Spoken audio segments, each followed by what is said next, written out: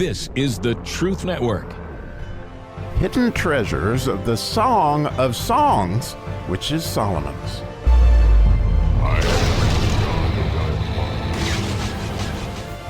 Well, I wasn't terribly surprised this morning when God put me right back in the 4th chapter of the Song of Solomon. As I know we went through each of the verses, but clearly God still has some more stuff for me in that chapter.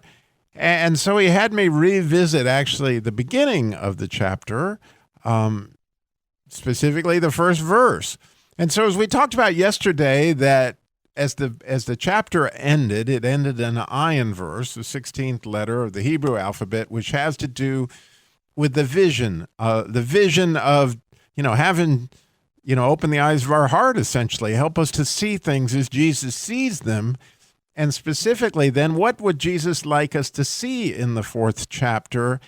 And clearly, it starts out with an idea that also has to do with vision, because, as you might remember, the first verse reads, right? Behold, thou art fair, my love, behold, thou art fair. Thou hast dove eyes, and thy hair appears behind thy locks as a flock of goats on Mount Gilead. So, as I thought more and more about this, it would appear that what God has in the 4th chapter is trying to help us to see a vision of the beauty of the church. And he repeats it twice because it's just one thing to know something with your head, but it's quite something different to know it with your heart. So I wonder how many of us really think we're beautiful, right? I mean, you look in the mirror, or you think about how much you weigh, or, what your teeth look like, or whatever the situation may be. If you ever seen my teeth, you'd know why that's an issue. I don't get the picture that I'm beautiful, but it would appear that Jesus considers that we are, and it's very important from his perspective that our hearts see that, and also that we get a vision that would be his eyes on how beautiful the church is, especially when it reflects him, and we are in a passionate state of the relationship, right? That we are very close to each other, that we are practicing the statutes for which we are studying this whole verse, this whole book. As the idea as we went into this is all through the 119th Psalm. David cried out, "Teach me thy statutes, and our lips will utter praise when thou hast taught me thy statutes." So, I surmise that the Song of Solomon has something to do with statutes based on the idea of our union. And so that's what we're working on. And apparently a part of that is this 4th chapter, where we are to catch this vision of how beautiful we are. And I had missed something clearly in this first verse that I wanted to share today briefly about the flock of goats that appear on Mount Gilead. We had talked about, first time we passed through this verse, that clearly Gilead is Jesus, okay? And I'll explain again how that is. But it's a beautiful thing in Jeremiah 8:22, where, so many of us, when we are praying, we're always asking God why. And I fall into this category. Why is this happening with my daughter? Why am I going through this? Why is that? Why is that? And so Jeremiah 8:22 is an amazing verse where God kind of turns the table on us and asks this question, which is a famous question when you think about it: is there no balm in Gilead? In other words, why aren't you going to the doctor? Why didn't you go see the physician? My daughter is hurting, and is there no balm in Gilead? And so as we think about this idea here of, is there no balm in Gilead?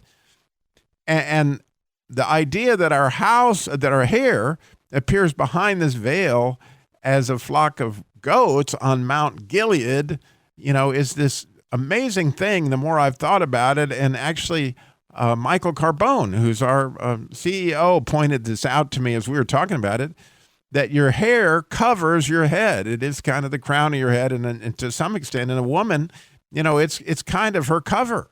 And it's certainly, a lot of people consider beauty has to do with hair. And so what could be more beautiful than the balm of Gilead? I mean, for our hair to look like or reflect Jesus. In other words, his blood is our cover. And so as you think about your hair coming down, and is your cover that, like, okay, just to begin with, if Jesus has us covered, behold, thou art fair, right? We're trying to get that picture that we are beautiful, and we can somehow or another make that transition between just knowing that with our heads and understanding it with our hearts.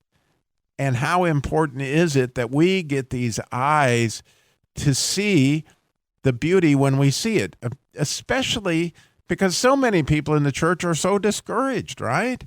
And so we can certainly reflect Christ when we have that believer, whoever it may be, and we go, behold, thou art fair, behold, thou art fair.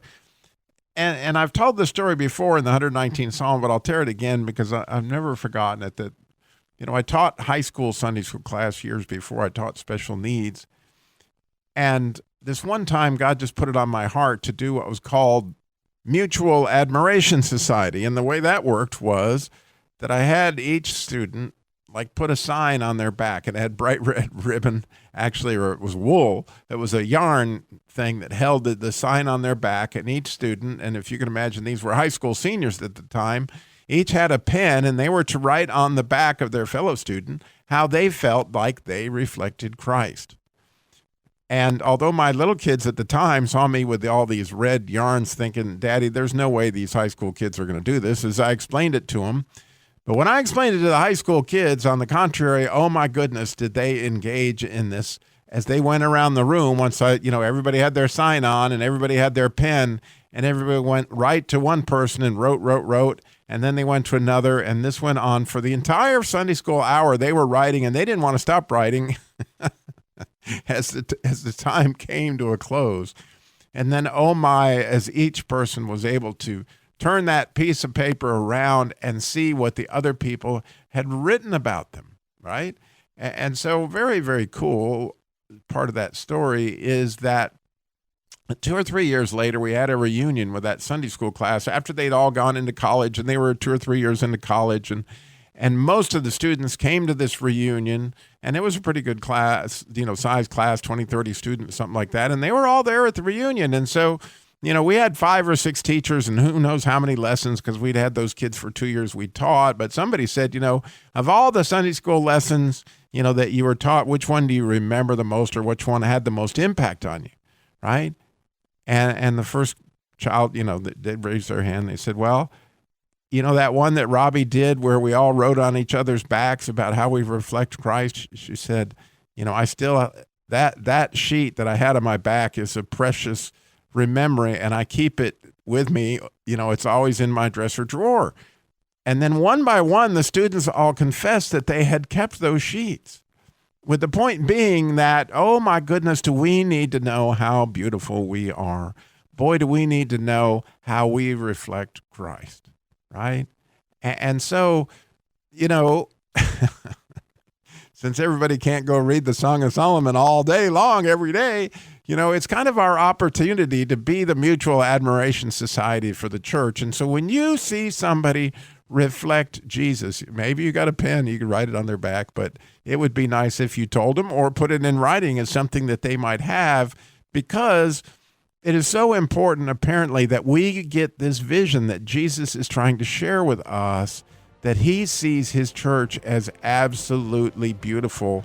Satan tries to tear that away, but behold, thou art fair, my love. Behold, thou art fair, thou hast dove eyes, and thy hair appears like a flock of goats on Mount Gilead.